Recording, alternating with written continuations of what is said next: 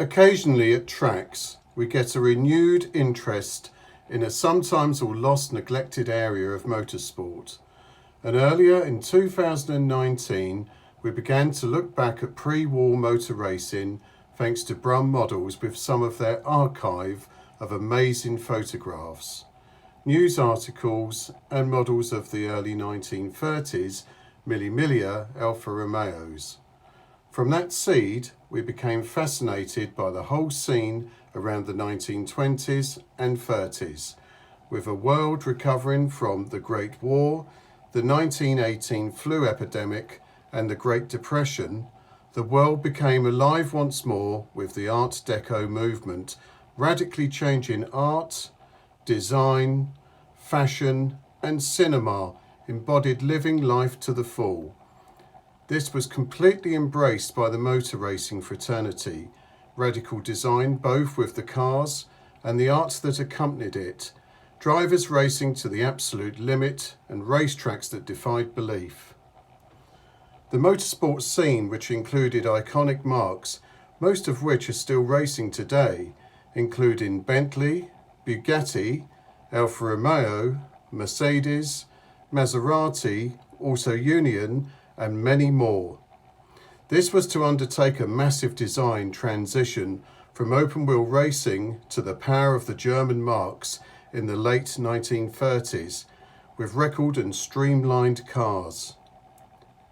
Circuits too were to change from general road and dirt tracks to purpose-built circuits, where looking at historical footage was so intimidating and in most cases very long.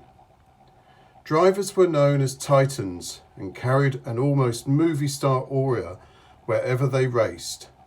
Again, names like Nuvolari, Caracciola, Stuck, Chiron, Rosemeyer, Ascari, Campari, Birkin, one of the Bentley boys, and so many more, conjure up pure nostalgia, guts and bravado from that period.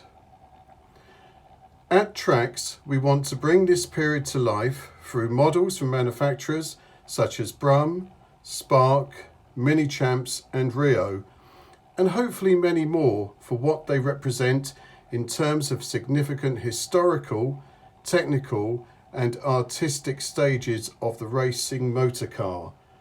We have divided for now the racing into three categories. Firstly, Grand Prix racing.